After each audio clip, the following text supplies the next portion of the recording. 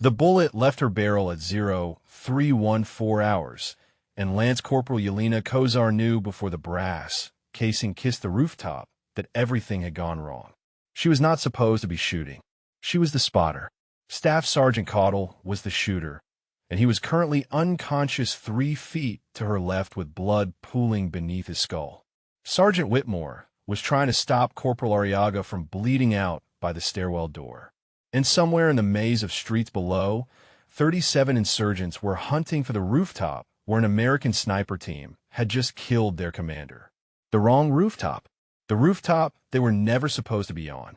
12 hours earlier, Yelena had stood in the staging area at Camp Fallujah watching Staff Sergeant Vernon Caudle check his rifle for the 3rd time. The man they called Vex had a reputation that preceded him through every unit in Anbar province.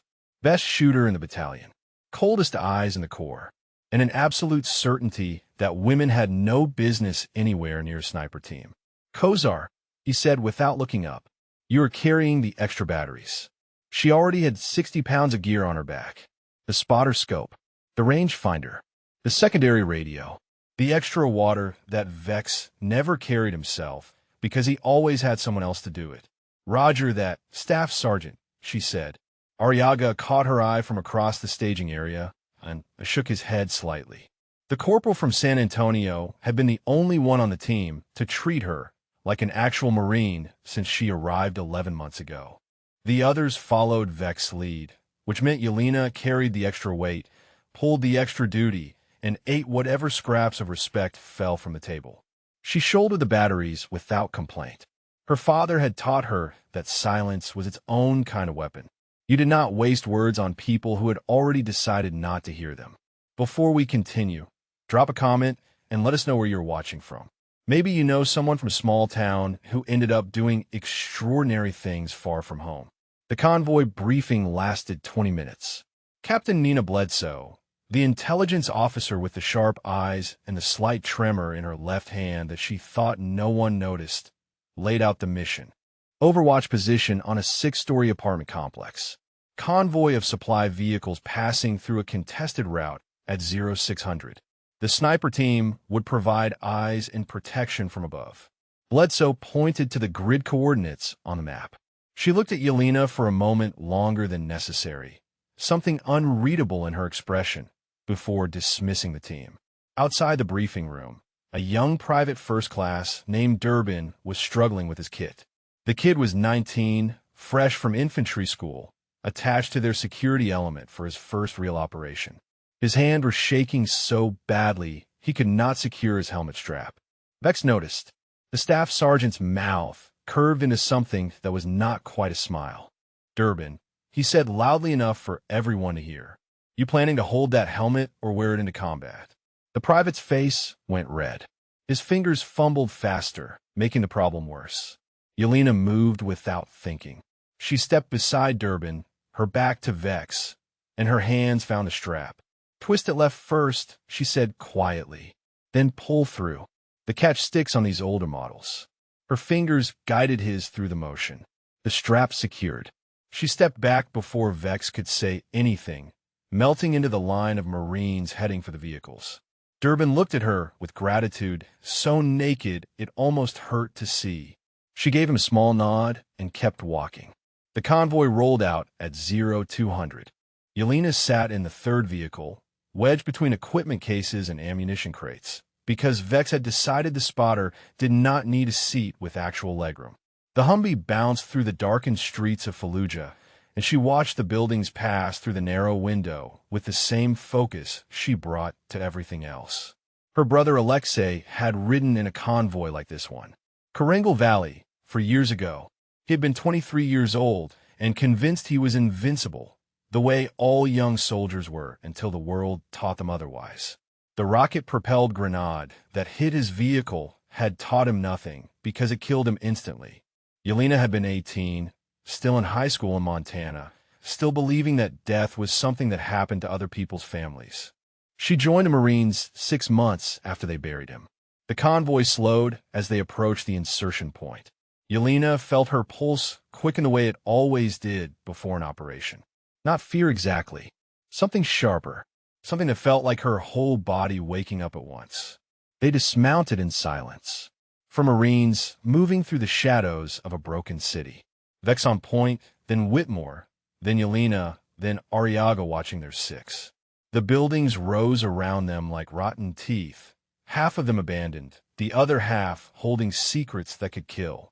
Yelena counted the blocks, checked her compass, noted the landmarks Bledsoe had mentioned in the briefing.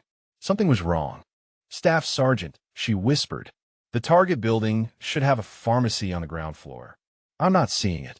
Vex did not slow down. Bledsoe's intel said 4th block east of the mosque. This is 4th block east. The building they were approaching had no pharmacy, no signage at all.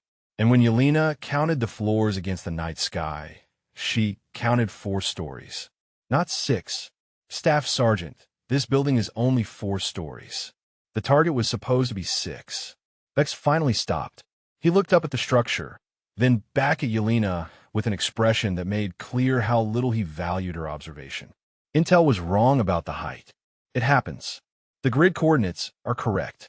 We set up here. Yelena wanted to argue. Everything in her training told her that details mattered, that a 2-story discrepancy was not a minor error. But she was a lance corporal and he was a staff sergeant, and in the Marine Corps, that difference was measured in more than just pay grade. She followed him into the building. They cleared the floors methodically, room by room, until they reached the roof. The position offered a decent view of the convoy route below. Not ideal. The angle was wrong, the sightlines compromised by a taller structure 2 blocks north. But Vex declared it acceptable and began setting up his rifle. Yelena took her position beside him, spotter scope already in hand. She scanned the streets, the rooftops, the windows where threats might hide. And she saw, in the gray light of approaching dawn, something that made her stomach drop. The taller building 2 blocks north, the 6-story apartment complex. 3 armed men were climbing to its roof, carrying what looked very much like a heavy machine gun. She had spent 11 months being told she was just a spotter. In the next hour, she would find out if that was true. Staff Sergeant, Yelena said, keeping her voice low and controlled. I have 3 military-age males on the rooftop of the 6-story building bearing north-northeast. They're setting up what appears to be a crew-served weapon. Vex shifted behind his rifle, adjusting his scope toward the position she had identified. The silence stretched for 10 seconds. 20. When he finally spoke, his voice carried something she had never heard from him before. A hairline fracture in his certainty. I see them, he said. Whitmore moved up beside them, staying low. Arriaga held position at the stairwell, watching their only exit. The sky was shifting from black to purple, and somewhere to the south, the supply convoy was beginning its journey toward the kill zone these men were preparing.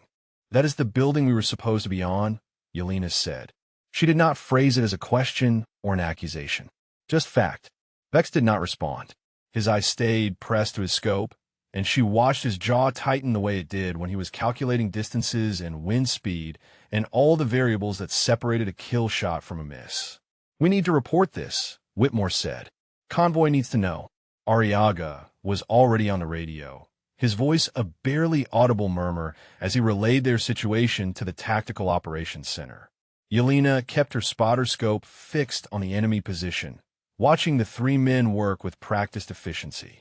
They had done this before. They knew exactly how to position the weapon for maximum damage on vehicles passing through the street below. The mathematics were simple and terrible. If that machine gun opened up on the convoy, Marines would die. Possibly a lot of them. And the only thing standing between that outcome and a different one was a sniper team on the wrong rooftop with a compromised angle and a 200-meter range disadvantage. TOC confirms convoy cannot be rerouted, Arriaga said. Road is the only viable path. They are requesting we engage. Vex's finger moved to his trigger. The first shot would need to be perfect. At this distance, with this angle, he would not get many chances before the enemy figured out where they were. Yelena watched through her scope as one of the men on the target building stood up straight, stretching his back. He was older than the others, gray in his beard. Something about the way the younger men looked at him suggested he was the one giving orders. Range 340 meters, she said. Wind from the west, 5 to 7 knots. Humidity is moderate. I would adjust 0.2 mils right and 0.1 high. Vex said nothing. He made his own calculations, ignoring her input the way he always did. His rifle cracked once, sharp and final in the morning stillness. The shot missed. It struck the concrete lip of the rooftop 3 inches from the older man's head, sending up a spray of dust and fragments. All 3 insurgents dropped flat immediately, disappearing behind cover. Damn it, Vex hissed. Yelena did not say that her calculations had been correct. She did not say that his ego had just cost them their best chance at a clean engagement. She simply continued scanning, searching for any target that presented itself. 2 minutes passed. The enemy knew approximately where the shot had come from, but not precisely. They were staying low, using the rooftop's low walls and mechanical housings for cover. Smart. Disciplined. These were not untrained farmers with rifles. These were fighters who understood the game. Movement, Yelena said. South corner. One of them is trying to reach the weapon. Vex fired again. This time a shot found its mark. The man jerking backward, folding over the machine gun he had been trying to reach, his body going still. One down, Whitmore breathed. 2 remaining, Yelena said.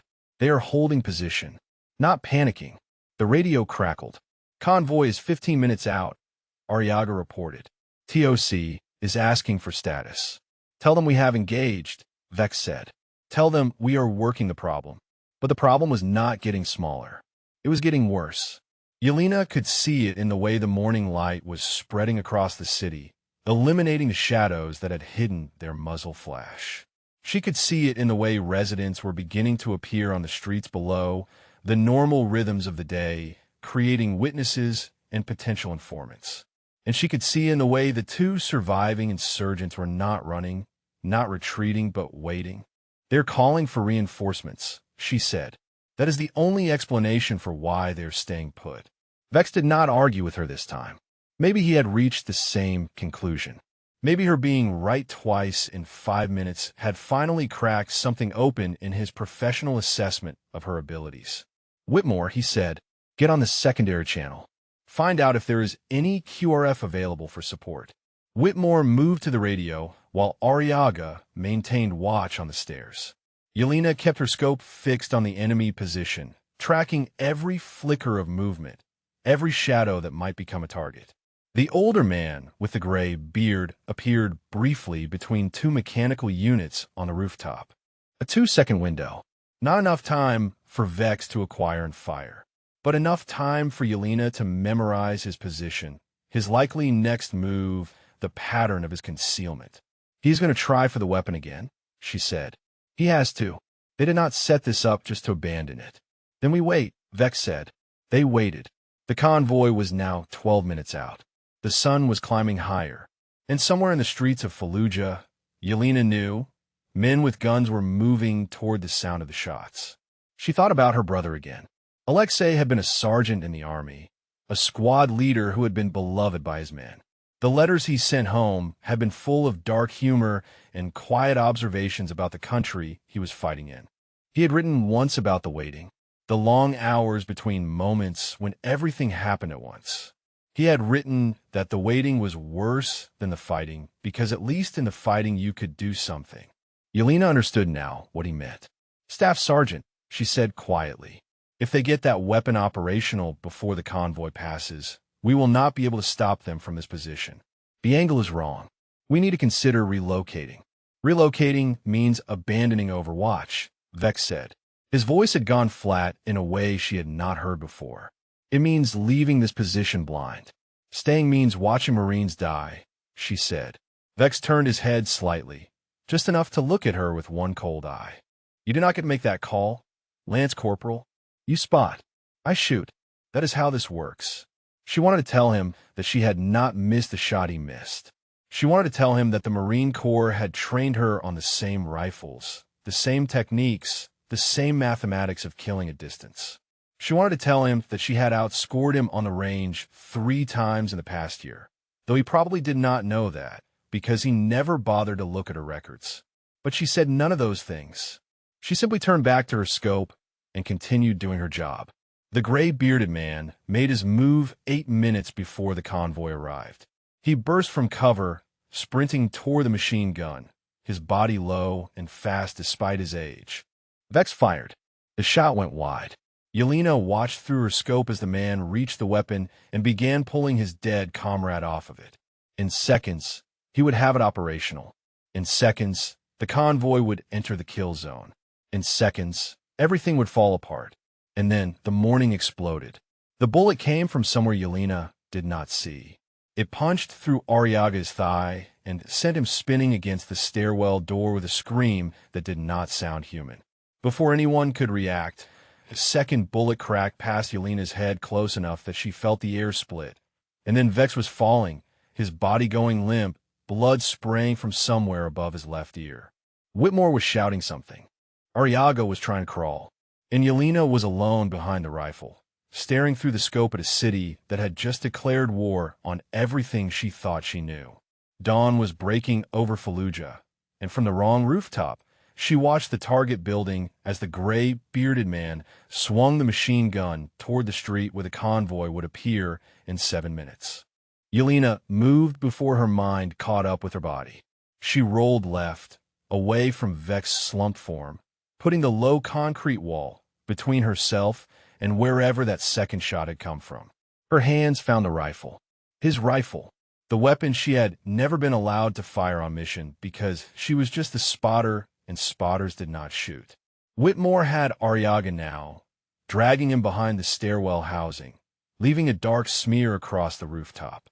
The corporal was still screaming, a high animal sound that meant he was alive, but also meant he was announcing their position to everyone within 3 blocks. Arriaga, Whitmore shouted. You need to be quiet. You need to let me work. The screaming dropped to a wet gasping.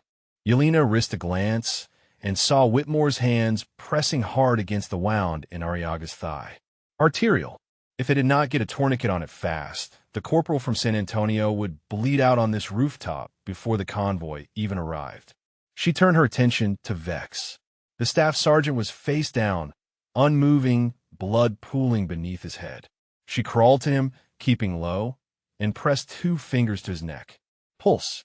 Weak but present. The bullet had grazed his skull above the left ear, carving a furrow through skin and bone, but not penetrating.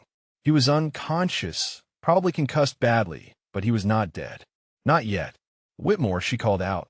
Vex is alive. Head wound, but not fatal. I need you to stabilize Arriaga, and then get to him. What about the shooter? Whitmore called back. The one who hit us. Yelena lifted her head just enough to scan the rooftops to the north and east. The shot that hit Vex had come from elevation, which meant another sniper, which meant someone out there was hunting them the same way they had been hunting the machine gun crew. She found him, 400 meters northeast, on a rooftop that overlooked their position perfectly. A shadow behind a water tank, barely visible, but the morning sun had caught something metallic for just a fraction of a second. A scope, a barrel. A man who was very good at his job and who had just put 2 of her teammates down in less than 5 seconds. I see him, she said. 400 meters. He has the high ground. Can you take him? Whitmore asked. The question hung in the air. Could she take him? She was the spotter. She had never fired a shot in combat. The rifle in her hands was not sighted to her eye, not calibrated to her grip, not familiar in any of the ways that mattered when milliseconds determined who lived and who died. But she was also the only shooter left. I do not know, she said. And for the first time in 11 months of being told she was not good enough, she told the truth instead of what she thought people wanted to hear. The convoy was 6 minutes out. The gray, bearded man on the target building had the machine gun operational now. She could see him through her peripheral vision, adjusting the weapon, sighting down toward the street. And the enemy sniper who had hit Vex was still out there, waiting for her to make a mistake. 2 threats, 1 rifle. 6 minutes. Yelena pressed her eye to the scope and began to calculate. The mathematics of long-distance shooting were not complicated. They were just unforgiving. Distance, wind, humidity, elevation, the rotation of the earth, the temperature of the barrel, the weight of the bullet, the steadiness of the hand. Get any of it wrong, and the shot went wide. Get all of it right, and a man died 4 football fields away without ever knowing you existed. Her father had taught her this on the ranch in Montana, using old milk jugs filled with water as targets. He had been a quiet man, a Ukrainian immigrant who had fled the Soviet collapse with nothing but his wife and 2 children and a knowledge of rifles that went back 3 generations. He never talked about what he had done before America. He only talked about what he could teach. Slow is smooth, he used to say. Smooth is fast. Yelena took a breath, held it, let half of it out. The scope settled on the water tank 400 meters away, on the shadow behind it, on the man who was probably doing exactly what she was doing right now. Waiting for a clear shot. She did not have a clear shot. The water tank covered most of his body. She could see the edge of his shoulder, maybe part of his head, but not enough to guarantee a kill. And if she fired and missed, he would know exactly where she was. He would adjust. He would not miss twice. The convoy was 5 minutes out. Kozar Whitmore said. His voice had changed. Quieter. Steadier. The voice of a man who had accepted that the situation was bad and was now focused on making it less bad. I have Ariaga stable for now. Tourniquet is holding. What do you need? I need you to spot for me, she said. The words came out before she could stop them, before she could remember that she was a lance corporal asking a sergeant to take orders, before she could remember that this was not how the chain of command worked. But Whitmore did not hesitate. He moved from Ariaga's side to a position beside her, pulling the spotter scope from where she had dropped it when everything went wrong. Talk to me, he said. Enemy sniper, 400 meters, bearing 045. He is behind the water tank on the rooftop with a blue tarp. I could see his shoulder, but not enough for a clean shot. Whitmore found the position. Confirmed. What about the machine gun? Still operational. The primary shooter is sighted on the convoy route. If that weapon fires, Marines die. So we have 2 problems and 1 rifle. Yes. Whitmore was quiet for a moment. Yelena could hear Ariaga's labored breathing behind them, could hear the distant sounds of the city waking up, could hear her own heartbeat pounding in her ears like a drum calling her to war. The machine gun is the priority, Whitmore said finally. The convoy cannot reroute. If we do not take out that weapon, everything else is irrelevant. He was right. She knew he was right. But taking the shot at the machine gun meant exposing herself to the enemy sniper. It meant trusting that she could fire and relocate before he put a bullet through her skull. It meant betting her life on skills she had never been allowed to prove. The convoy was 4 minutes out. Somewhere to the south, Marines were riding toward a kill zone, trusting that the sniper team on Overwatch would protect them. They did not know that the sniper team was down to 1 shooter who had never taken a life and 1 spotter who was holding a dying man together with a belt and a prayer. Yelena shifted the rifle toward the target building. The gray, bearded man was clearly visible now, crouched behind the machine gun, his eye pressed to the sight. He was waiting for the convoy the same way she was waiting for a clear shot. Range 340 meters, Whitmore said, his voice falling into the familiar rhythm of spotter calls. Wind from the west, 6 knots. You will need to adjust right. .2 mils, Yelena said. Whitmore paused. That is what you told Vex. Yes. He missed. Yelena settled her finger on the trigger. She thought about her brother, about the convoy that had carried him into the Karengal, about the rocket that had ended everything he was and everything he might have been. He missed because he did not listen, she said. And then she fired. The rifle kicked against her shoulder. The bullet crossed 340 meters in less than half a second. And on the target building, the gray, bearded man jerked once and fell sideways, his hands still reaching for the weapon he would never fire. 1 down, Whitmore breathed. But the enemy sniper knows where we are now. Yelena was already moving, rolling right, putting distance between herself and the position she had just revealed. The air cracked where her head had been a moment before, concrete exploding in a shower of dust and fragments. The sniper had fired. The sniper had missed. And now they were both hunting each other across the rooftops of Fallujah with 3 minutes until the convoy arrived and everything still hanging in the balance. The concrete dust burned her eyes and coated her tongue with the taste of powdered stone. Yelena pressed herself flat against the rooftop, making her body as small as possible, feeling the sun-warmed surface against her cheek as she tried to slow her breathing. The enemy sniper was good. Very good. That shot had come within inches of ending her life, fired almost instantly after she revealed her position. Whoever he was, he had been waiting for exactly this moment. Patient, disciplined, the kind of shooter who did not miss twice. Kozar, Whitmore called from his position near the stairwell. "Talk to me." "I'm alive," she said, relocating. She crawled on her elbows and knees, dragging the rifle beside her, moving toward a ventilation unit on the western edge of the rooftop. It was not much cover, just a metal box about 3 feet high, but it would break up her silhouette and give her a different angle on the enemy position. The convoy was 2.5 minutes out. She could hear Arriaga's ragged breathing mixing with the distant rumble of engines approaching from the south. Marines who had no idea they were driving into chaos. "I need eyes on that sniper," she said. Whitmore had the spotter scope pressed to his face, scanning the rooftops to the northeast. He was exposed, she realized. More exposed than she was. If the enemy sniper shifted his attention, Whitmore would be dead before he could react. "He is still behind the water tank," Whitmore reported. "I can see movement, but no clear shot. He is repositioning." "Which direction?" "West.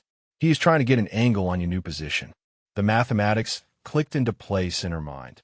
If the sniper moved west, he would eventually clear the water tank that was blocking her shot.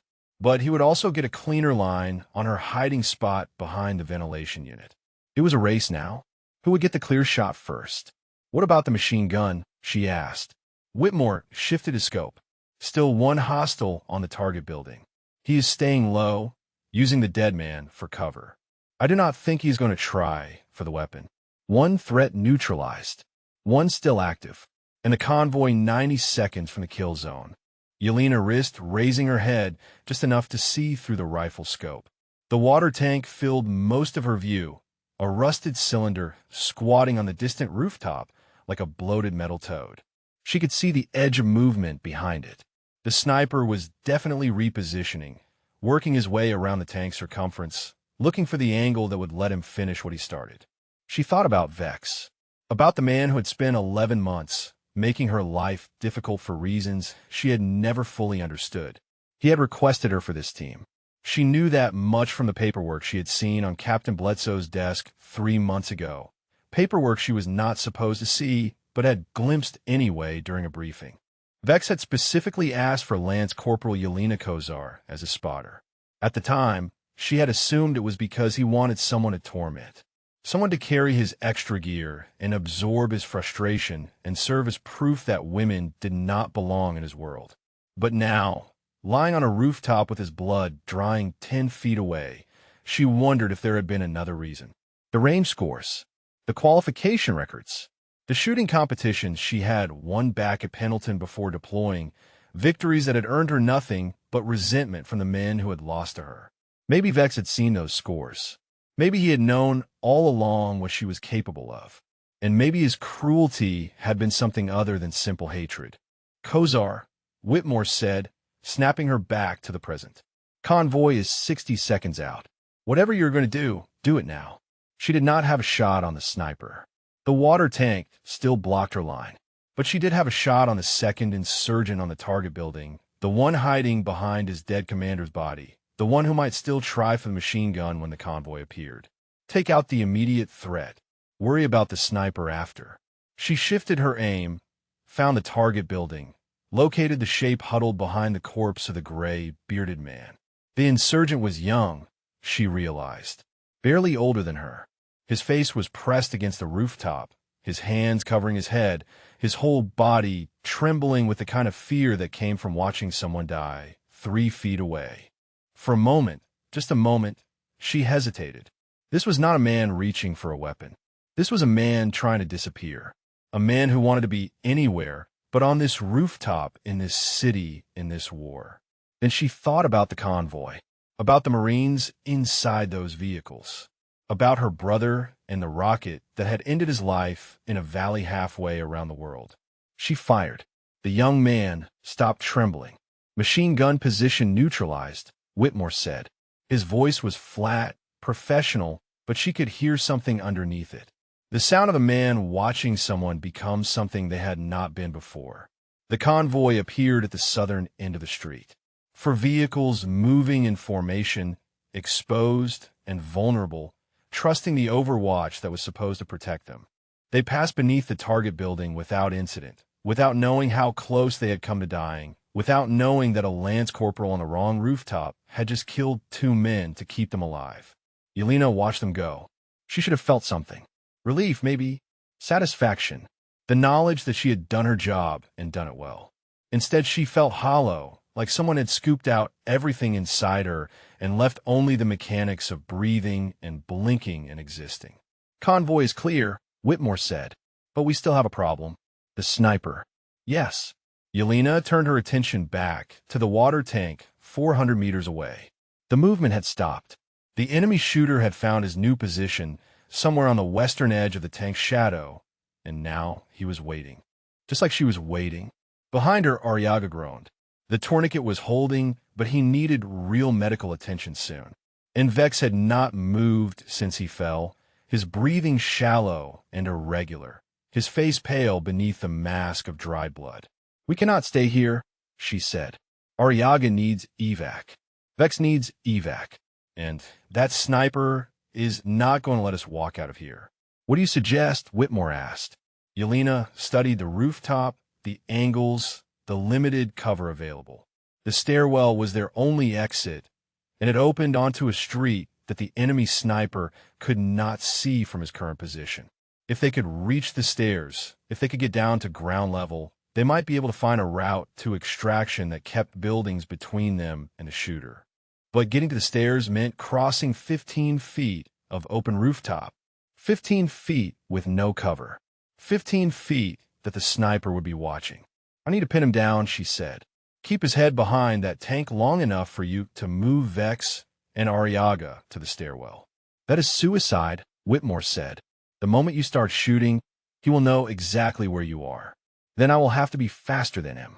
The radio crackled. Arriaga had managed to reach it, his bloody hand pressing the transmit button. Overwatch team, he gasped into the receiver. 2 casualties, request immediate extraction, enemy sniper active in sector. The response came back scratchy and distant. Copy Overwatch. Extraction team en route. ETA 8 minutes. Can you hold position? 8 minutes. An eternity when a man 400 meters away was trying to kill you. Yelena looked at Whitmore. She looked at Arriaga, pale and shaking against the stairwell door. She looked at Vex, the man who had made her life miserable, the man whose blood was slowly spreading across the rooftop where they were never supposed to be. We hold, she said into the radio. And then she turned back to the scope, searching for the sniper who was searching for her, knowing that the next few minutes would determine whether any of them made it off this rooftop alive. 7 minutes until extraction. Yelena counted the seconds in her head, matching them to the rhythm of her heartbeat, using the count to keep herself anchored in the present moment instead of spiraling into the fear that was clawing at the edges of her mind. The enemy sniper had not moved. She could see the faint shadow behind the water tank, motionless, patient. He knew she was watching. She knew he was watching. 2 predators locked in a standoff that only one of them would walk away from. Whitmore had crawled to Vex position, checking the staff sergeant's vitals with hands that were steadier than they had any right to be.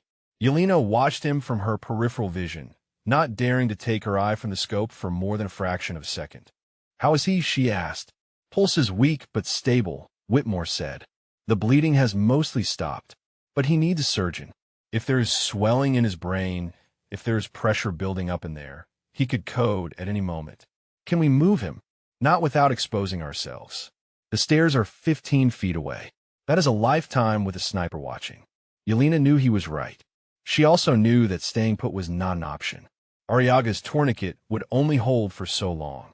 Vex's head wound could turn fatal without warning. And extraction was still 7 minutes away, 7 minutes during which the enemy sniper could reposition, could find a better angle, could finish what he started. She thought about her brother again. The memory came unbidden, unwanted, forcing itself into her consciousness like a splinter working its way toward the surface of skin. Alexei had died because his team could not reach him. The ambush had pinned them down, separated them, turned a routine patrol into a nightmare of scattered firefights and desperate radio calls. By the time reinforcements arrived, 3 men were dead, and her brother was one of them. She had joined the Marines to make sure that never happened again. To be the one who could reach people when they needed reaching. To be the shooter who cleared the path, the sniper who kept watch, the guardian angel that Alexei never had. And now here she was on the wrong rooftop, with 2 wounded teammates and an enemy who would not let them leave. "Kozar," Whitmore said quietly, "your hands are shaking." She looked down. He was right. Her fingers were trembling against the rifle stock, a fine vibration that she could not seem to control. The adrenaline was wearing off, leaving behind the exhaustion and fear that combat always brought eventually. "I'm fine," she said. "You're not fine. Nobody is fine in a situation like this. But I need you to hold it together for 6 more minutes. Can you do that?" 6 minutes. 360 seconds. An eternity and an instant, depending on how you measure time.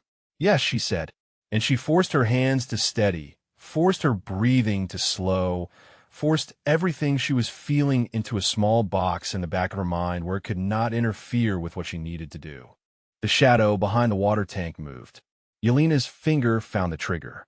She tracked the movement, watching the sniper edge along the western curve of the tank, looking for the angle that would give him a clear shot. He was good, staying low, using every inch of available cover. But he was also impatient now. The convoy had passed. His mission had failed. All he had left was revenge. "I see him," she said. "He is moving west, trying to flank." "Can you take the shot?" Whitmore asked. "Not yet. The tank is still blocking." The seconds stretched like taffy. Yelena watched the shadow creep along the tank's edge, watched it grow larger as the sniper committed to his new position. He was maybe 30 seconds from having a clear line on her. Maybe less. She could wait for him to expose himself. Take the shot when he cleared the tank. But that meant letting him get into position first, meant giving him the chance to fire before she could react. At 400 meters with a skilled shooter on the other end, that was not a gamble she wanted to take. There had to be another way. Her eyes scanned the rooftop around the water tank, looking for anything she could use. The tank itself was too solid to penetrate. The mechanical housing beside it offered no angles. The low wall surrounding the rooftop would not stop a bullet at this range. But the tank was old, rusted, and rust meant thin spots, weak points where the metal had been eaten away by years of exposure to the elements. She studied the tank through her scope, searching for the telltale orange-brown patches that indicated corrosion. There, on the eastern face, a section near the bottom where the rust had spread in a dark stain, where the metal looked thin enough to see light through. If she could punch around through that weak spot, if the bullet could penetrate the corroded metal and continue into the space behind the tank, if the sniper was positioned where she thought he was positioned, it was insane. It was impossible. It was the kind of shot that existed only in movies and the fever dreams of desperate Marines. But it was also the only option she had. "Whitmore," she said, "I need you to tell me exactly where that sniper is. Not approximately. Exactly." Whitmore pressed his eye to the spotter scope. He studied the distant rooftop for a long moment, tracking the shadow, calculating angles. "He is approximately 2 feet behind the tank," he said. "Maybe 18 inches from the eastern edge. If I had to guess, I would say he is crouched, keeping his profile low. 2 feet. 18 inches. A margin of error measured in fractions." Yelena adjusted her aim. She found a rust patch on the tank's eastern face. She calculated the angle, the penetration, the trajectory the bullet would need to follow after punching through the weakened metal. It was impossible. She knew it was impossible. But her father's voice echoed in her memory, calm and certain, the way it always sounded when he was teaching her something important. Impossible is just a word people use when they have decided to stop trying. She took a breath, held it, Let half out. The rifle kicked against her shoulder. 400 meters away, the bullet struck the rusted section of the water tank and kept going. Metal screamed. Water burst from the puncture in a pressurized spray. And behind the tank, in the space where a sniper had been crouching 18 inches from the eastern edge, something heavy fell and did not get up. Whitmore lowered his scope. His face was pale. "Did you just shoot through the tank?" he asked. Yelena did not answer. She was staring at the distant rooftop, at the water pouring from the ruptured tank, at the motionless shape that had appeared at its base.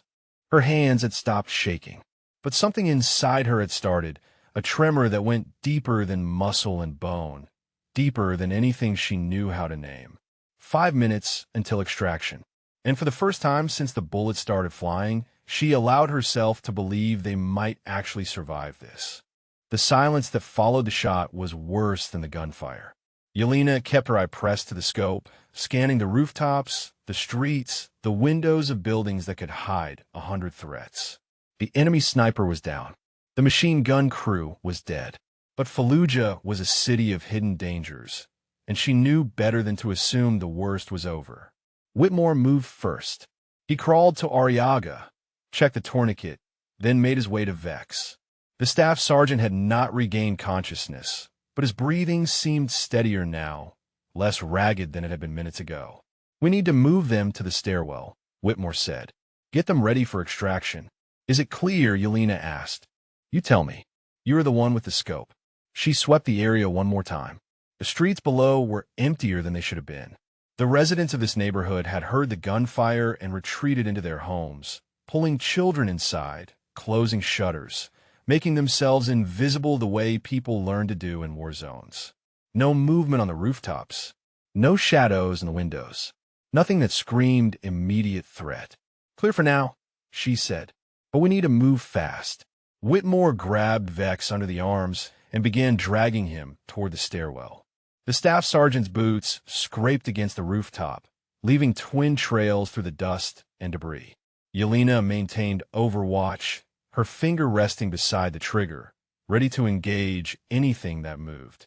Arriaga managed to push himself into a sitting position against the stairwell door. His face was gray, his lips pale, but his eyes were alert. He watched Yelena with an expression she could not quite read. "That shot," he said. His voice was weak but clear. "Through the water tank. How did you know it would work?" "I did not know," she said. "I calculated." Arriaga laughed, a wet sound that turned into a cough. "Calculated? You are insane, Kozar. Certifiably insane." Whitmore had Vex positioned beside the stairwell now. He returned for Arriaga, helping the wounded corporal shift into a better position for transport. 3 minutes until extraction. Maybe less if the QRF was pushing hard. Yelena allowed herself a moment to breathe. Just one moment. One pause in the relentless forward motion that had carried her through the past hour. She looked at the rifle in her hands, at the blood drying on her sleeves, at the city spread out below her like a maze of secrets and violence. She had killed 3 men today. 3 human beings who had woken up this morning with plans and hopes, and people who loved them. 3 men who would never go home because a lance corporal from Montana had put bullets through their bodies. The weight of it settled on her shoulders like a physical thing, pressing down, compressing her spine. This was what combat was. This was what her brother had experienced in the Korangal, what her father had experienced in whatever unnamed conflicts he never discussed, what every soldier throughout history had experienced when the training became real and the targets became people. "Kozar," Whitmore said. She looked up. He was staring at her with something that might have been concern or might have been recognition. "You did what you had to do. You saved the convoy. You saved us." "I know," she said, but knowing did not make the weight any lighter. A sound from behind her. A groan. She turned to see Vex's eyes fluttering open, unfocused and confused, his hand reaching toward the wound on his head. "What?" he mumbled. "What happened?" Whitmore knelt beside him. "Easy, Staff Sergeant. You took a round to the head. Grazed you pretty good. We are waiting on extraction." "The convoy," Vex said. His voice was slurred, his words running together. "The machine gun position." "Neutralized," Whitmore said. "Kozar handled it." Vex's eyes found Yelena. For a long moment, he just stared at her, his expression unreadable through the mask of blood and confusion. Then he said something that made her stomach drop. "I knew you could," he said. "Why do you think I requested you?" The words hung in the air. Yelena felt Whitmore's eyes on her, felt Ariaga's shift against the stairwell door, felt the world tilt slightly on its axis. "You requested me," she said. Vex's eyes were clearer now, the fog of unconsciousness lifting.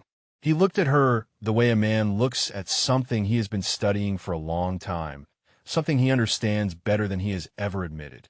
"Your range scores," he said. "Your qualification records. The shooting competition at Pendleton where you beat every man in the battalion. I saw all of it, Kozar. I have seen it since the day you arrived." "Then why?" she started, but she could not finish the question. Why the cruelty? Why the extra gear? Why 11 months of being told she was just a spotter who would never be good enough? "Because I needed to know if you could handle it," Vex said. "The pressure, the doubt, the men who would never accept you no matter how good you were. I needed to know you would not break." Yelena stared at him. The anger rose in her chest, hot and sudden, mixing with the exhaustion and the grief and the hollow feeling that had been growing since she fired her first shot. "You put me through hell to test me," she said. "I put you through hell to prepare you," Vex said. And then his eyes drifted to the rifle in her hands, to the blood on her sleeves, to the rooftops where 3 men lay dead because of her skill. Looks like it worked. She wanted to scream at him.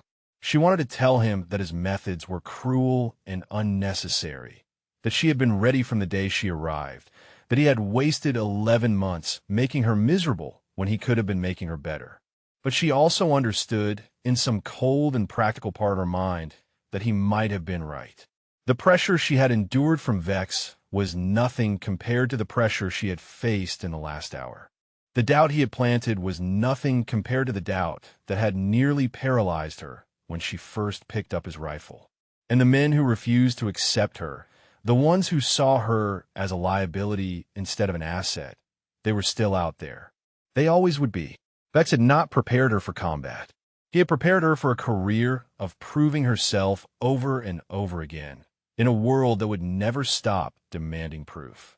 2 minutes until extraction, Whitmore said quietly. He was watching both of them now, reading the tension, understanding more than he was saying.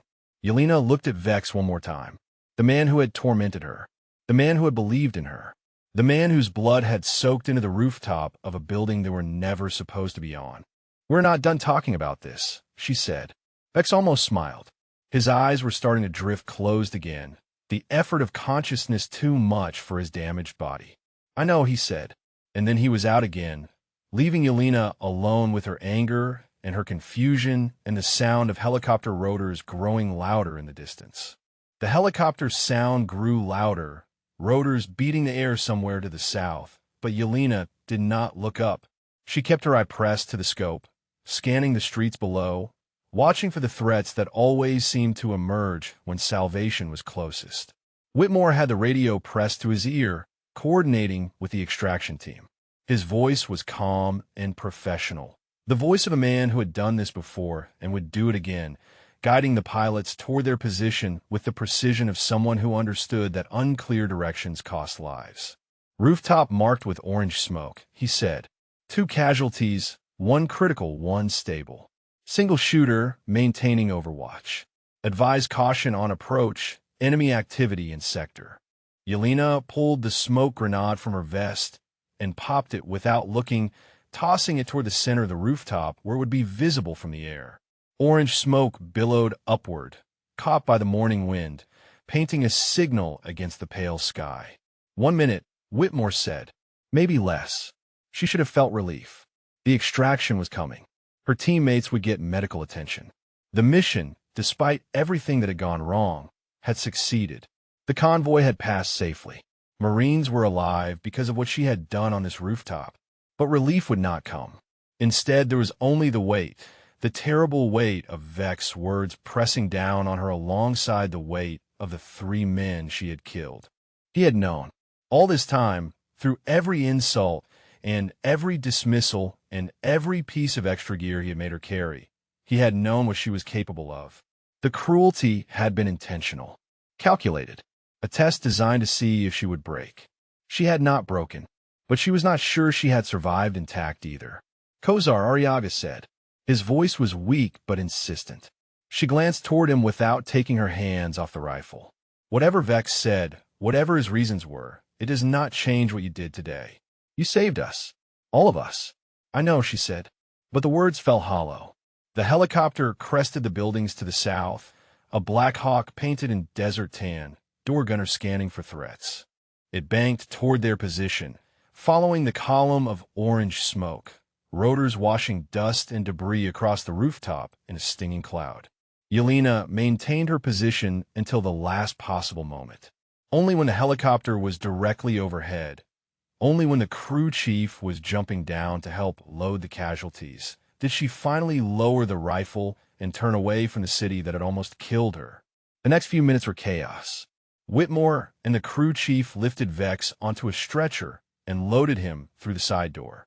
Arriaga went next, helped by a medic who immediately began cutting away his blood-soaked pants to examine the wound beneath. Yelena climbed in last, still clutching the rifle, still scanning the rooftops even as the helicopter lifted off and banked away from the wrong rooftop. She watched the building shrink below her. The stairwell door, the ventilation unit where she had taken cover, the bloodstains that marked where Vex and Arriaga had fallen. In an hour, maybe less, the residents of Fallujah would return to their routines. They would walk past that building without knowing what had happened on its roof, without knowing that 4 Americans had fought and bled and nearly died there, without knowing that a lance corporal from Montana had become something different on that rooftop, something she did not yet have a name for. The medic was working on Arriaga, starting in 4-line, checking his blood pressure. The corporal caught Yelena's eye and managed a weak smile. "Hey, Kozar," he said. "When we get back, I am buying you a drink. Several drinks. All the drinks." She almost smiled. "Almost. I will hold you to that," she said. The flight to Camp Fallujah took 12 minutes. 12 minutes of rotor noise and wind, and the medic shouting updates into his radio. Vex remained unconscious, his breathing steady but shallow, his face pale beneath the oxygen mask they had strapped over his mouth. Yelena watched him without knowing what she felt. Anger, yes, but also something else. Something that might have been gratitude, or might have been resentment, or might have been the complicated mess that happened when someone who hurt you also believed in you. Her father had been like that, hard and demanding and impossible to please, pushing her toward excellence through criticism rather than praise. She had hated him for it sometimes, hated the way he never seemed satisfied no matter how well she shot, no matter how many targets she hit. But she had also become the shooter she was because of that pressure, because he had refused to let her be anything less than exceptional. Maybe Vex had understood that. Maybe he had seen something in her service record that reminded him of her father's methods, the old-world approach to training that prioritized results over comfort. Or maybe he was just a cruel man who had found a convenient excuse for his cruelty. She did not know. She might never know. And right now, with the adrenaline fading and the exhaustion setting in, she was not sure it mattered. The helicopter touched down at Camp Fallujah, and the chaos resumed. Medical personnel swarmed the landing pad, loading Vex and Arriaga onto gurneys, rushing them toward the field hospital. Yelena climbed out of the helicopter on legs that felt like they belonged to someone else, her body moving through the motions while her mind remained stuck on a rooftop 4 kilometers away. Whitmore appeared beside her. He looked as exhausted as she felt, his face streaked with dust and sweat, his uniform stained with Arriaga's blood. "You should get checked out," he said. "Make sure you're not hit anywhere you did not notice." "I am fine," she said. "You are not fine," he said. "None of us are fine. But that is what the docs are for." He put a hand on her shoulder, a brief pressure that said more than words could have. Then he walked toward the hospital, leaving her alone on the landing pad with the rifle still clutched in her hands. She looked down at the weapon. Vex's rifle, the rifle she had never been allowed to fire, because she was just the spotter. The rifle that had killed 3 men today. She should turn it into the armory. That was protocol. Weapons were checked out and checked in, maintained and cataloged, kept track of with the obsessive attention to detail that the military brought to everything involving things that could kill people. But she did not move toward the armory. She stood on the landing pad, holding the rifle, watching the medical teams disappear into the hospital with her wounded teammates. And she thought about what Vex had said, about being tested, about being prepared, about the career that waited for her in a world that would never stop demanding proof. 3 shots had changed everything today. 3 shots from the wrong rooftop, fired by a woman who was supposed to be just a spotter. She wondered how many more shots it would take before the world finally believed what she already knew about herself. The debrief lasted 3 hours. Yelena sat in a windowless room at the Tactical Operations Center, answering questions from officers who had not been on the rooftop, who had not felt the concrete explode beside their heads, who had not watched the light leave a young man's eyes from 300 meters away. She told them everything. The wrong building, the machine gun position, the enemy sniper, the shot through the water tank that should have been impossible but was not. She spoke in flat, measured tones, giving them the facts without the feelings, because the feelings were not something she knew how to put into words yet. Captain Bledsoe was there. The intelligence officer sat in the corner of the room, her face pale, her hands clasped so tightly in her lap that her knuckles had gone white. She did not speak during the debrief. She did not need to. Everyone in that room knew that the wrong coordinates had come from her shop, that the building mix-up had nearly gotten 4 Marines killed. When the questioning finally ended, Bledsoe followed Yelena out of the room. "Lance Corporal," she said. Her voice was barely above a whisper. "I need you to know that I am sorry. The coordinates were verified through 3 separate sources. I do not understand how the error occurred." Yelena looked at her. The captain was maybe 30 years old, a career intelligence officer who had probably spent years learning to trust her sources, her methods, her carefully constructed systems for turning raw information into actionable intelligence. And now those systems had failed in a way that could have been catastrophic. "The convoy made it through," Yelena said. "That is what matters. Your team almost died because of my mistake. My team almost died because someone on the other side wanted to kill Marines. You did not plant that machine gun position. You did not put a sniper on that rooftop. The enemy did. We just happened to be in the wrong place at the right time." Bledsoe stared at her for a long moment. Something shifted in her expression, a crack in the wall of guilt she had been building since the mission went sideways. "The wrong place at the right time," she repeated. "If we had been on the right building, we would have walked straight into their ambush. The wrong rooftop saved us." Bledsoe did not seem to know what to say to that. She nodded once, a jerky motion that might have been gratitude or might have been acknowledgement, and then she walked away down the corridor, her footsteps echoing against the concrete floor. Yelena found the hospital 20 minutes later. The building was a controlled chaos of wounded Marines and overworked medical staff, the usual rhythm of a forward operating base during active operations. She showed her ID to the guard at the entrance and asked for directions to Arriaga's room. He was awake when she arrived, propped up against pillows, his leg wrapped in fresh bandages. A bag of blood hung from a pole beside his bed, feeding slowly into the 4 line in his arm. He smiled when he saw her. "There she is," he said. "The woman who shoots through walls." "Water tanks," she corrected. "And it was just the one." "Just the one." "Sure. That is how legend start Co's are. Just the one impossible shot that everyone tells stories about for the next 20 years. She pulled a chair beside his bed and sat down. The exhaustion was catching up with her now, settling into her bones, making her eyelids heavy. She had not slept in over 30 hours. She had not eaten since the granola bar she had choked down before the convoy briefing. "How is the leg?" she asked. "Still attached.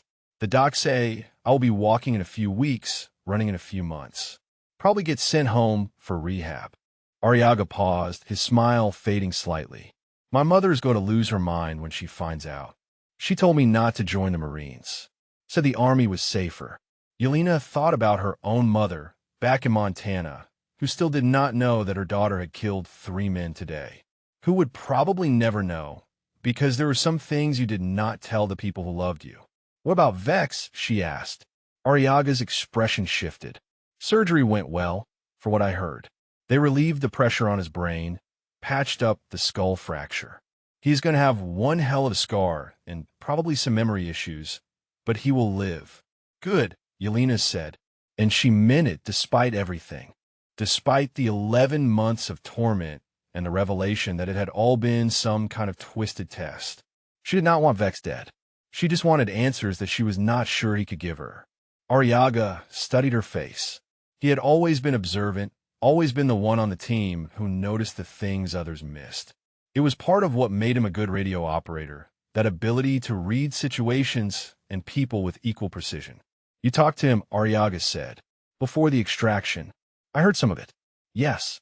And now you do not know what to think. Now I do not know what to think, she agreed. Arriaga was quiet for a moment.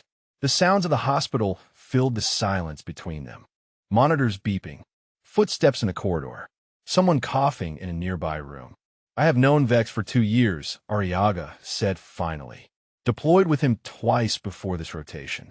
He's not a good man, Kozar. I want to be clear about that. The way he treated you is wrong, regardless of his reasons. But, Yelena said, but he is also one of the best snipers I have ever seen. And he does not waste his time on people he thinks are useless. The fact that he spent 11 months making your life miserable means he saw something in you worth testing. That does not make it right. It just makes it complicated. Complicated, Yelena repeated. She thought about her father again, about the way he had pushed her toward excellence through relentless criticism, about the day she had finally outshot him at the ranch, hitting 12 targets in a row while he watched in silence. He had not praised her. He had simply nodded once and said, "Now you are ready." Ready for what? She had asked. For whatever comes next, he had answered. She had not understood then. She was beginning to understand now. Arriaga reached out and took her hand. His grip was weak but warm, the grip of a friend offering comfort in the only way he knew how. Whatever Vex's reasons were, he said, they do not change what you did today. You saved the convoy. You killed the sniper who had us pinned. You got us off that rooftop alive. That was you, Kozar. Not Vex. Not his training methods. You. Yelena looked at their joined hands. She thought about the weight she had been carrying since the first shot, the weight of 3 lives ended by her skill. And she thought about the weight she would carry going forward, the weight of being the woman who had done the impossible on the wrong rooftop. Both weights were heavy, but maybe that was what being a Marine meant. Carrying the weight so that others did not have to. Thank you, she said. Arriaga squeezed her hand once and let go. Now go get some sleep, he said. You look like hell. She almost smiled. Almost. I will see you tomorrow, she said. And then she walked out of the hospital, into the harsh sunlight of Camp Fallujah, carrying the weight of everything she had done and everything she had yet to become. She did not sleep. She tried, lying on her rack in the women's quarters, staring at the ceiling while the events of the day played on an endless loop behind her eyes. Every shot, every calculation, every moment when death had passed close enough to touch. At some point the sun went down. At some point it came back up. Yelena watched the light shift through the small window above her rack and felt nothing but the hollow exhaustion of a body that had forgotten how to rest. A knock on the door pulled her back to the present. Lance Corporal Kozar, a voice called. Colonel Harrison wants to see you at 0700. Command building, 2nd floor. She checked her watch. It was 0630. 30 minutes to make herself presentable for whatever came next. The shower helped. The clean uniform helped more. She stood in front of the small mirror in the bathroom and studied her reflection, looking for evidence of what had changed. But the face staring back at her was the same face she had seen yesterday morning. Same brown eyes. Same sharp cheekbones inherited from her Ukrainian grandmother. Same stubborn, set to her jaw that her brother used to tease her about. The changes were not visible. They were underneath, buried in the places where she kept the things she did not show anyone. The command building was a squat concrete structure at the center of Camp Fallujah, surrounded by blast walls and guarded by Marines who looked like they had been standing in the same position since the war began. Yelena showed her ID at 3 different checkpoints before reaching the 2nd floor, where a gunnery sergeant directed her to a waiting area outside the colonel's office. She sat. She waited. She tried not to think about why a battalion commander would want to see a lance corporal at 0700 in the morning after a mission that had nearly gone catastrophically wrong. The door opened at exactly 0700. Lance Corporal Kozar, a voice said, "The colonel will see you now." Colonel David Harrison was a lean man in his 50s with gray hair, cropped close to his skull, and eyes that had seen more combat than Yelena could imagine. He sat behind a desk cluttered with maps and reports, his uniform immaculate despite the early hour, his posture suggesting a man who had not relaxed in decades. "Sit down, Lance Corporal," he said. His voice was neither warm nor cold, just efficient. She sat. "I have read the after-action reports," the colonel said. "I have spoken with Sergeant Whitmore. I have reviewed the intelligence that led to the coordinate error." He paused, studying her face the way a sniper studied a target. "What I have not heard yet is your account of what happened on that rooftop." "Sir, I provided a full debrief to the S2 yesterday." "I'm aware. Now I want to hear it from you directly." So she told him. The wrong building. The machine gun position. That's going down. The shot through the water tank. She kept her voice steady and her account factual, the same way she had done in the debrief, but something in the colonel's gaze made her feel like he was hearing things she was not saying. When she finished, he was quiet for a long moment. 3 confirmed kills, he said finally, including an enemy sniper at 400 meters through an obstructed line of sight. He leaned back in his chair. "Do you know what the qualification standard is for a scout sniper, Lance Corporal?" "Sir, I'm aware of the standards." "Then you know that what you did yesterday exceeds those standards by a considerable margin." She did not know what to say to that, so she said nothing. The colonel reached into a drawer and pulled out a folder. He opened it and slid a piece of paper across the desk toward her. "Staff Sergeant Caudle requested you for his team 11 months ago," he said. "At the time, I thought he was making a mistake. The sniper community is not known for its progressive attitudes, and putting a female Marine in a spotter role seemed like a recipe for conflict." She looked at the paper. It was a copy of her service record, with certain sections highlighted. Range scores, qualification results, the shooting competition at Pendleton, where she had beaten every man in the battalion. But Caudle insisted. The colonel continued. "He said you were the best natural shooter he had seen in 15 years. He said you needed seasoning, needed to be tested, needed to learn how to perform under pressure that went beyond what training could provide." He paused. "I thought he was wrong about his methods. I still think he was wrong, but I cannot argue with the results." Yelena stared at the highlighted sections of her record. The evidence of what she was capable of, documented in black and white, validated by the same institution that had spent 11 months treating her like she did not belong. "What happens now?" she asked. "Now," the colonel said, "we have a decision to make." He pulled another document from the folder. "This is a recommendation for the Bronze Star with Combat V. Sergeant Whitmore submitted it this morning, with supporting statement from Corporal Arriaga and Captain Bledsoe. Your actions saved at least 4 lives yesterday, possibly more if we count the convoy personnel who would have died if that machine gun had become operational." She looked at the recommendation. Her name at the top. Her actions described in the formal language of military commendation. Conspicuous gallantry. Exceptional valor. Complete disregard for personal safety. Words that did not capture what it had felt like to lie on that rooftop with bullets cracking overhead and the weight of her dead brother pressing down on her heart. "I did my job," she said. "That is all." The colonel almost smiled. It was a small expression, barely visible, but it was there. "That is exactly what I would expect you to say," he said. He slid a third document across the desk. "This is the other matter we need to discuss." She picked up the paper. "Read it. Read it again." "Sir," she said, "I do not understand. It is not complicated, Lance Corporal. As of today, you are being reassigned from spotter duties to primary shooter." The colonel stood, moving to the window that overlooked the camp. "Vex will be medically evacuated to Germany tomorrow. His recovery will take months. Even when he returns to duty, there is no guarantee he will be cleared for combat operations. His team needs a new shooter. Based on yesterday's performance, that shooter is you." Yelena felt the ground shift beneath her. 11 months of being told she was not good enough. 11 months of carrying extra gear and absorbing insults and proving herself over and over to men who refused to see what she could do. And now, in the span of 24 hours, everything had changed. "I have one question," she said. "Go ahead. Does Staff Sergeant Caudle know about this reassignment?" The colonel turned from the window. His expression was unreadable. "I spoke with him this morning," he said. "He regained consciousness around 0400.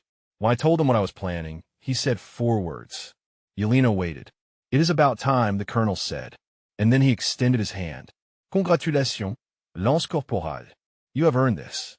The news traveled through Camp Fallujah faster than Yelena could have imagined. By noon, Marines she had never spoken to were stopping her in the corridors, offering congratulations, asking questions about the shot through the water tank. By evening, the story had grown beyond recognition. She had heard 3 different versions already, each more exaggerated than the last. She ignored most of it. The attention made her uncomfortable in ways she did not fully understand. She had spent 11 months being invisible, being dismissed, being the spotter who nobody noticed. Now suddenly everyone wanted to notice her, and she was not sure how to exist in that kind of light. Whitmore found her in the chow hall, sitting alone at a corner table, pushing food around her plate without eating it. "Mind if I join you?" he asked. She gestured to the empty seat across from her.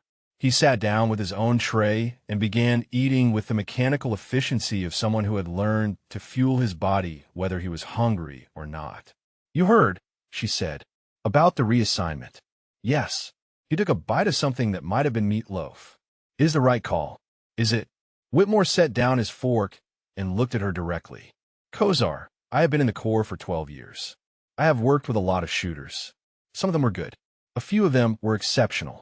But I have never seen anyone do what you did on that rooftop. You did not just make difficult shots under pressure. You made impossible shots while your team was bleeding out around you and an enemy sniper was trying to put a round through your skull." "I got lucky," she said. "No." Whitmore's voice was firm. "Luck is when things go your way by accident. What you did was skill, training, and the kind of clarity under fire that cannot be taught. You were born for this, Kozar. The only question is whether you are ready to accept that." She thought about his words as she lay in her rack that night, staring at the same ceiling she had stared at the night before. Born for this. It was a strange phrase, suggesting that her entire life had been building toward those moments on the wrong rooftop. Every hour spent shooting on her father's ranch. Every competition she had won. Every insult she had absorbed from Vex and the others who doubted her. All of it leading to 3 shots that had changed everything. She visited Vex the next morning before his medical evacuation to Germany. He was conscious but weak, his head wrapped in bandages, his skin carrying the grayish pallor of someone whose body was still fighting to recover from trauma. "Kozar," he said when she entered the room. His voice was rougher than she remembered, scraped raw by the tube they had put down his throat during surgery. "Staff Sergeant," she said. She stood at the foot of his bed, not sure whether to move closer. "How are you feeling?" "Like someone shot me in the head." He attempted a smile that did not quite work. "I hear congratulations are in order. I hear you told the colonel it was about time." "I did." Vex shifted against his pillows, wincing at some pain she could not see. "Sit down, Kozar. You're making me nervous standing there like that." She pulled a chair beside his bed and sat. The same position she had taken with Ariaga the day before. The same hospital smell of antiseptic and recycled air. "I need to ask you something," she said. "I figured you would." "Why?" She let the single word hang between them. "Why the cruelty? Why 11 months of making me feel worthless? If you knew what I was capable of, why not just tell me?" Vex was quiet for a long moment. His eyes drifted to the window, to the harsh sunlight beyond, to something she could not see. "Because knowing is not enough," he said finally. "I have seen plenty of talented shooters wash out because they could not handle the pressure, could not handle the doubt, could not handle being surrounded by people who wanted them to fail." His gaze returned to her face. "I needed to know you could survive all of that and still perform when it mattered. I needed to know you would not break. And if I had broken, then I would have been wrong about you. And you would have been reassigned to a different unit where you could have had a perfectly respectable career. He paused, but I was not wrong. Yelena felt the anger stirring in her chest, the same anger she had felt on the rooftop when he first revealed his reasons. But it was mixed with something else now, something that might have been understanding, or might have been acceptance, or might have been a complicated recognition that the world was not divided into simple categories of right and wrong. It was still cruel, she said. Yes, Vex agreed. It was, and I'm not going to apologize for it, because I do not believe in apologizing for things I would do again. But I want you to know something, Kozar. He reached out and took her hand, a gesture so unexpected that she almost pulled away. You are the best shooter I have ever trained. Better than me. Better than anyone I have worked with in 20 years. What you did on that rooftop was not luck or circumstance. It was the culmination of everything you are, and I am proud to have been part of making that happen. She stared at their joined hands. His grip was weak, trembling slightly from the effort of holding on. The hands of a man who had shaped her through cruelty and criticism and impossible standards. The hands of a man who believed in her enough to destroy her confidence so she could rebuild it stronger. She did not forgive him. She was not sure she ever would. But she understood him now in a way she had not before. Thank you, she said, for believing in me, even if your methods were terrible. Vex almost laughed. It came out as more of a wheeze. My methods got results. That is all that matters. She stayed with him for another hour, talking about nothing important, letting the silence fill the spaces between words. When the medical team came to prep him for transport, she stood and moved toward the door. Kozar, he called after her. She turned. Do not let them make you soft, he said. The Corps will try to sand down your edges now that you have proven yourself. They will want you to be grateful and humble and all the things that make people comfortable. Do not give them that. Stay sharp. Stay hungry. Stay the woman who shot through a water tank, because it was the only option left. She nodded once. Goodbye, Staff Sergeant. Goodbye, Kozar. He closed his eyes. Go show them what you're made of. She walked out of the hospital into the bright morning sun of Camp Fallujah. The weight was still there, the weight of 3 lives and 11 months, and everything that had happened on the wrong rooftop. But it felt different now. Less like a burden and more like an anchor. Something to keep her grounded while she learned to fly. 3 weeks passed. Arriaga was evacuated to Germany 2 days after Vex. His leg healing, but requiring more surgery than the field hospital could provide. He called her before he left, his voice groggy from painkillers, making her promise to write him letters the old-fashioned way, because email felt too impersonal for people who had bled together. She promised. She meant it. Whitmore stayed at Camp Fallujah, reassigned to a different sniper team, while the brass figured out what to do with a unit that had lost 2/3 of its personnel on a single mission. He checked in on Yelena every few days, casual conversations in the chow hall or brief exchanges in the corridors, the kind of low-key support that did not demand acknowledgement but was there when she needed it. The Bronze Star ceremony happened on a Tuesday. Yelena stood at attention in the courtyard of the command building while Colonel Harrison pinned the medal to her chest, the Bronze Star with its combat V glinting in the Iraqi sun. A photographer captured the moment. A small crowd of Marines applauded. Someone had arranged for a cake in the shape of a rifle scope, which she thought was either thoughtful or deeply strange depending on how she looked at it. She ate a piece of the cake because refusing would have been rude. It tasted like sugar and food coloring and the strange sweetness of being recognized for something that still felt like survival rather than heroism.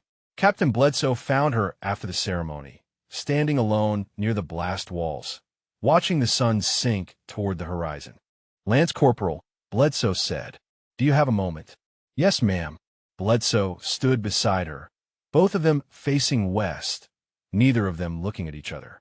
"I owe you an explanation," Bledsoe said. "About the coordinates." "You do not owe me anything, Captain." "Yes, I do."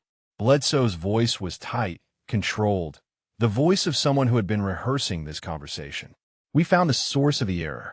One of our interpreters, a man named Hakim, who had been working with us for 8 months. He altered the coordinates before they were transmitted to your team." Yelena turned to look at her. "Alter them how?" He switched the target building with a building 2 blocks south, the one you actually set up on. Bledsoe paused. He was working with the insurgents. Had been for months, feeding them information about our operations, helping them set up ambushes. The machine gun position on the 6-story building was not a coincidence. They knew a sniper team was coming. They just did not know you would end up on the wrong rooftop. The words settled into Yelena's mind slowly, rearranging everything she thought she understood about that morning. He wanted us to walk into an ambush, she said. Yes. The building you were supposed to be on, the 6-story apartment complex, had been rigged with explosives. If your team had set up there, you would have been killed the moment the convoy passed. The machine gun was backup, in case the primary plan failed. Yelena stared at the horizon. The sun was painting the sky in shades of orange and red, beautiful in the way that only dangerous places could be beautiful. So the wrong rooftop saved us, she said. The wrong rooftop saved you, Bledsoe agreed. Hakeem's sabotage put you in a worse tactical position, but it also kept you out of the kill zone he had prepared. His own betrayal undermined his own plan. There was something almost poetic about it.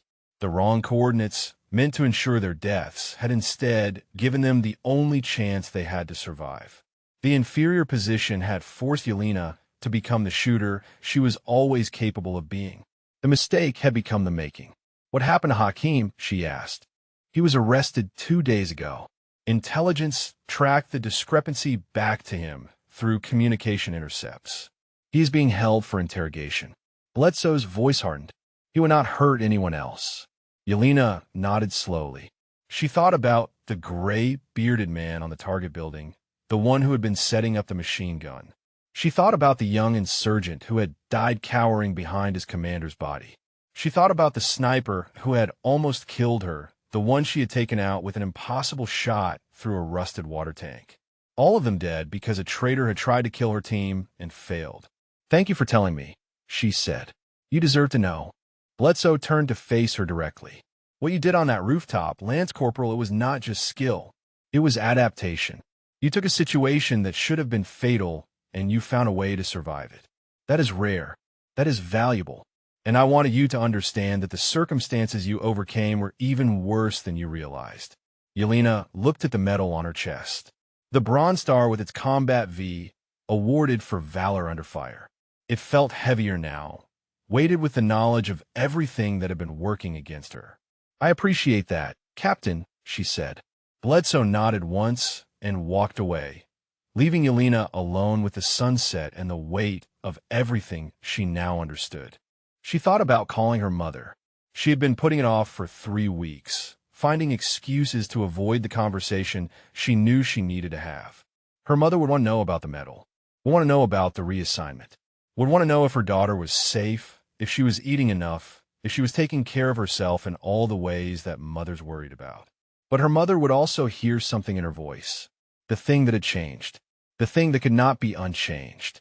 And Yelena was not ready to explain that yet. Was not ready to tell her mother that she had killed 3 men and would probably kill more before her deployment was over.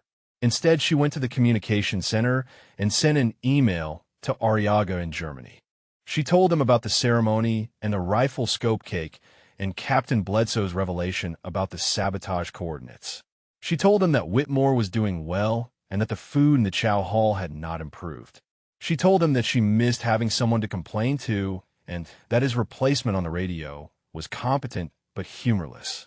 She did not tell him about the dreams she had been having, the ones where she was back on the rooftop, back behind the scope, but the faces in her crosshairs were not insurgents.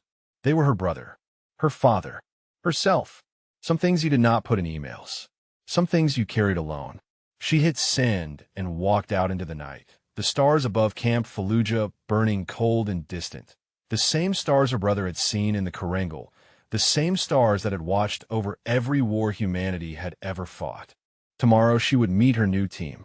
Tomorrow she would begin again, not as a spotter, but as a shooter, not as someone to be tested, but as someone who had already proven what she was worth.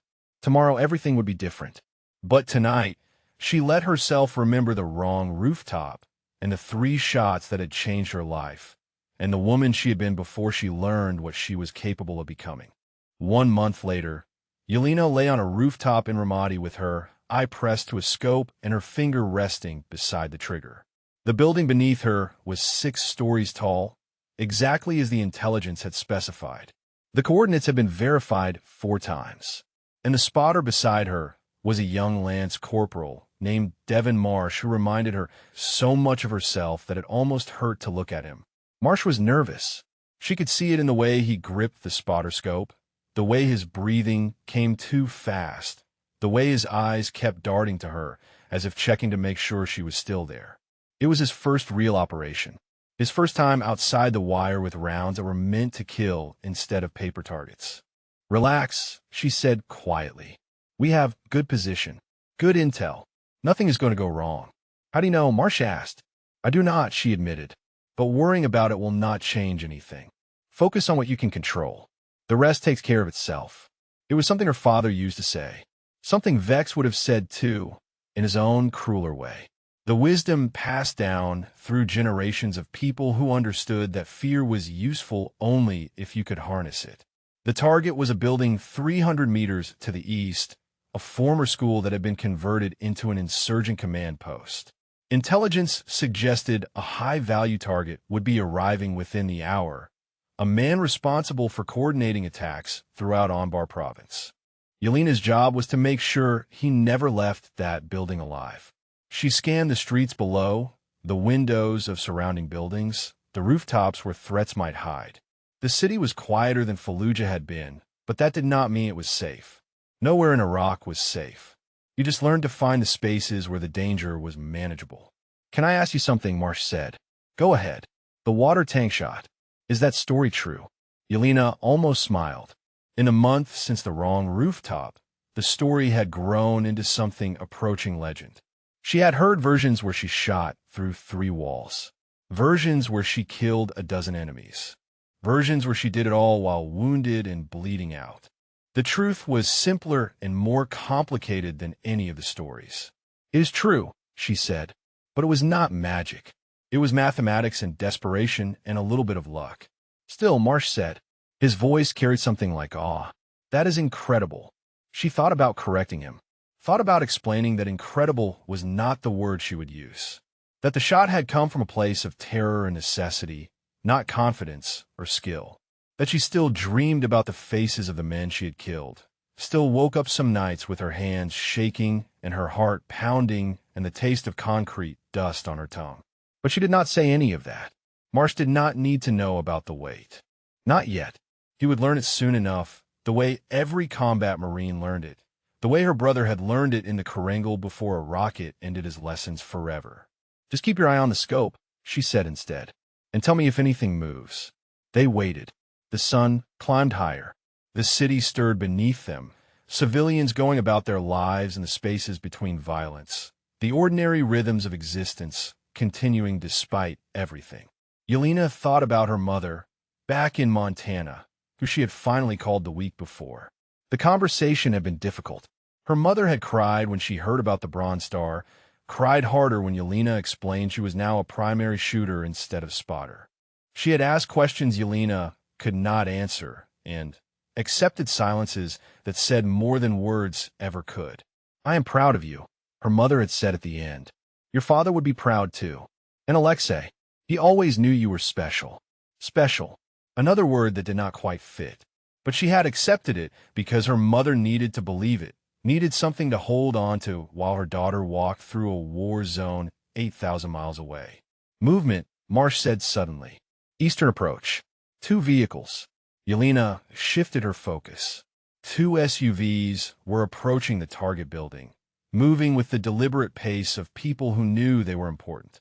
The lead vehicle stopped at the entrance. A door opened. The high-value target emerged. He was younger than she expected, maybe 40, with a neatly trimmed beard and the confident posture of a man who believed himself untouchable. He paused outside the vehicle, speaking to someone on a cell phone, completely unaware that a woman on a rooftop 300 meters away had him centered in her crosshairs. "Range 310 meters, Marsh said. His voice had steadied now, falling into the rhythm of his training. "Wind from the northwest, for knots. Just .1 left." "Confirmed," Yelena said. She took a breath. "Held it. Let half out." The mathematics were simple. The physics were predictable. The only variable was her, the woman behind the scope, the woman who had learned on the wrong rooftop that she was capable of things she had never imagined. She thought about Vex, recovering in a hospital in Germany, who had believed in her enough to break her down so she could build herself back up stronger. She thought about Ariaga, learning to walk again on a new prosthetic, who had called her shooter before anyone else did. She thought about Whitmore, still at Camp Fallujah, who had trusted her when trust was the only thing keeping them alive. She thought about her brother, who had died in a valley far from home, who had never gotten the chance to become whatever he might have been. And she thought about the wrong rooftop, the place that should have killed her, the place that had made her instead. Target acquired, she said. Send it, Marsh replied. She squeezed the trigger. The rifle kicked against her shoulder. 300 meters away, the high-value target dropped without ever knowing what hit him. One shot, one kill, the mathematics of her new life. Marsh was staring at her with an expression she recognized. The same expression Whitmore had worn on the wrong rooftop. The same expression she probably wore now when she looked in the mirror and saw the woman she had become. Good shot, he said. She lowered the rifle and began preparing to relocate. The mission was not over. There would be more targets, more rooftops, more moments when the distance between life and death was measured in millimeters and milliseconds. But for now, in this moment, she allowed herself to feel something that might have been satisfaction, or peace, or simply the quiet recognition that she was exactly where she was supposed to be. The wrong rooftop had taught her that. Sometimes the mistakes we make become the paths we were always meant to walk. Sometimes the positions we never chose become the places where we discover who we really are. And sometimes 3 shots from the wrong angle, on the wrong building, in the wrong part of a broken city, open the only way home. If this story moved you, drop a comment about what resonated most. Maybe you have had a moment where being in the wrong place turned out to be exactly where you needed to be. Or share this with someone who needs to hear that sometimes our detours become our destinations.